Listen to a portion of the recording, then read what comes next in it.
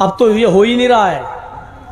किसी को जहेज में मोटरसाइकिल मिल गई, चल रहा है, अपनी बीवी को अपनी गाड़ी पे बिठाया, सामने हनुमान जी की मूर्ति आ गई। अब वो बेचारा चाहता कि नाराज ना हो जाए, लेकिन गाड़ी खड़ी करने की फुर्सत नहीं है उसके पास। गाड़ी हाथ ऐसे भी नहीं कर रहा है, आगे बढ़ा है, आगे बढ़ गया। अपने भगवान को खुश करने के लिए उतर भी नहीं सकता है, 10 किलो की खोपड़ी हिलाई, बढ़ गया। कुछ लोग हैं जो बेचारे सही से पूजा करते हैं धार्मिक तरीके से, तो वो अपने दोनों हाथों को यूं जोड़ लेते हैं और फिर मूर्ति के सामने खड़े होकर पढ़ते हैं गायत्री मंत्र, ओम भूर्भुवः स्वः तत्सवितुर्वरेण्यं भर्गो देवस्य धीमहि धियो यो न प्रचोदयात्। अब इतना मौका कहाँ है, लेकिन यहाँ सिर्फ खड़े खड़े पूजा हो रही है, पूरे शरीर का योग नहीं हो रहा है। जबकि पूजा का तरीका क्या बताया, योगी, पूरे शरीर की योग हो जाए, पूरे शरीर की एक्सरसाइज हो जाए, और पूरे शरीर की एक्सरसाइज सिर्फ नमाज में होती है। अब कुछ हिंदू भाई करने लगे साष्टांग। साष्टांग जानते हो क्या करते हैं? अब हम क्या बताएं, स्टेज पे लेट के थोड़ी बताऊंगा। पट लेट जाते हैं, पट, चित ऐसे होता है और पट ऐसे हो, फिर उठते हैं सूर्य के साथ, ओम सूर्याय नमः। ये साष्टांग नहीं है। मैं कैसे समझाऊं मैं अपने हिंदू भाइयों को, ये साष्टांग नहीं है, ये 20 टांग है। साष्टांग कहते हैं 8 अंगों को जमीन पर रखो, सा अष्ट अंग। जब इसको मिलाएंगे तो क्या पढ़ेंगे, साष्टांग। सा मानी 7, 5 6 7 नहीं, सा 7। हम आपके साथ गए, हम आपके साथ खाए, हम आपके साथ घूमे। अष्ट मानी 8, अंग मानी हिस्सा। 8 अंग, 8 हिस्सों को 8 हिस्सों के साथ जमीन पर रखकर ईश्वर को, अपने रब को प्रसन्न करो। 8 अंगों के साथ, यानी 8 अंगों को जमीन में रखो। तो 8 अंग कब रखे जाते हैं, सजदे में। आप देख लीजिए, सजदे में मैं जाता हूं, आप देखिए, गिनिए तो माथा और नाक कितने हुए, 2।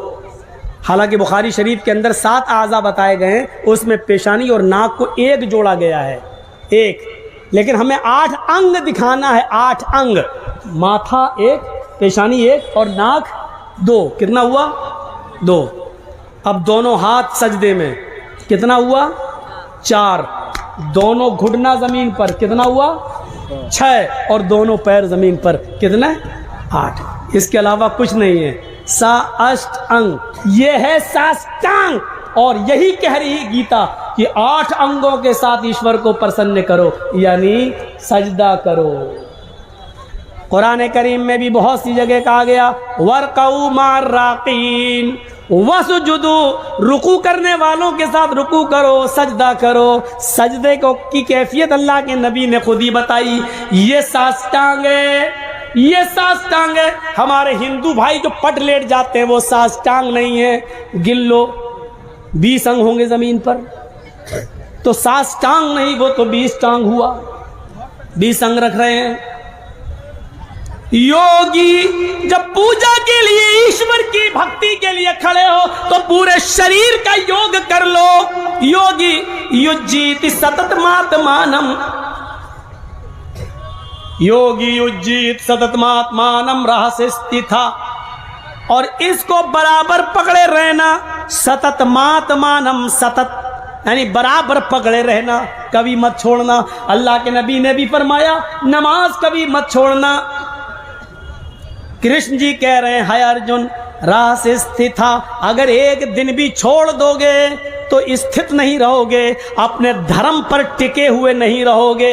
अल्लाह के नबी भी ये कह रहे हैं, मन तरक सलात मुतअम्मिदन फकद कफर, अगर एक वक्त की भी नमाज तुमने कसदन अमदन जानबूझकर छोड़ दी तो तुमने कुफ्र किया।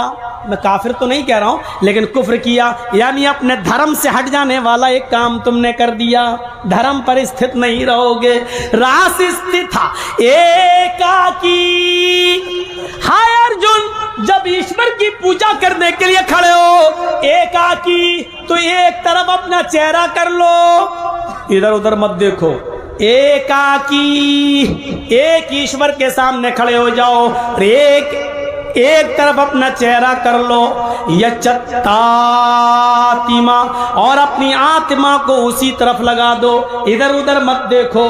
देखिए ये हिंदू धर्म में है, सीने पे हाथ रख लो, हमारे यहाँ पर भी ये सीने पे हाथ रख लो। हिंदू धर्म ऐसे कर लेते हैं भाई, और हम लोग ऐसे रख लेते हैं। सीने पे वो भी रखते हैं, सीने पे हम भी रखते हैं, वो जोड़ लेते हैं, हम रख लेते हैं, फर्क इतना है। अब देखिए समानता क्या है। एकाकी, एक तरफ अपना चेहरा कर लो, यच्चतातिमा, और अपनी आत्मा को, अपने दिल को उसी तरफ लगा दो, सिर्फ एक अल्लाह की तरफ अपना दिल लगाओ। यानी नमाज के बारे में जब पढ़ो तो इधर उधर मत सोचो। यहाँ तो सारी बातें नमाज में ही याद आती हैं। एक इमाम साहब नमाज पढ़ा रहे थे, 4 रकात नमाज पढ़ाने के बाद सलाम फेरा तो एक मुक्तदी खड़े होकर कहने लगा, इमाम साहब आज आपने 3 ही रकात पढ़ाई। इमाम साहब कहते नहीं मैंने 4 पढ़ाई। वो कहता नहीं आपने 3 पढ़ाई। इमाम साहब ने और नमाजियों से पूछा, सारे नमाजी कह रहे हैं नहीं 4 पढ़ाई।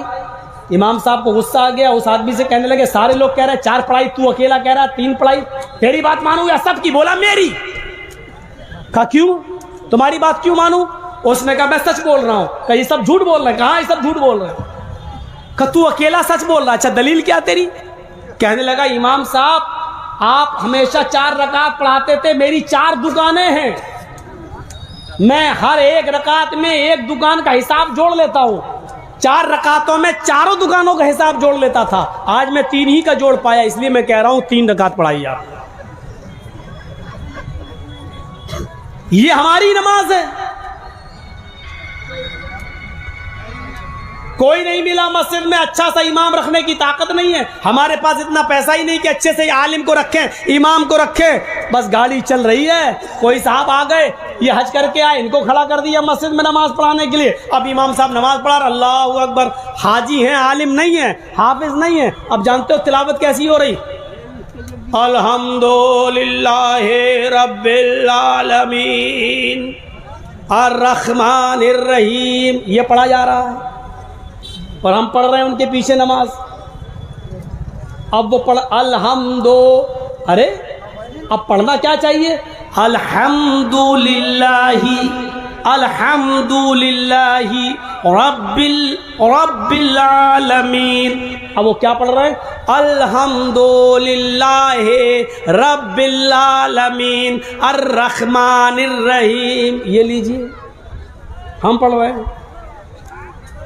पूरा गांव मिलकर एक इमाम की तनख्वाह मुतय्यन नहीं कर सकता है, एक अच्छा सा कारी, एक अच्छा सा हाफिज नहीं रख सकता है, जो आया उसको पढ़ा दिया, आगे बढ़ा दिया।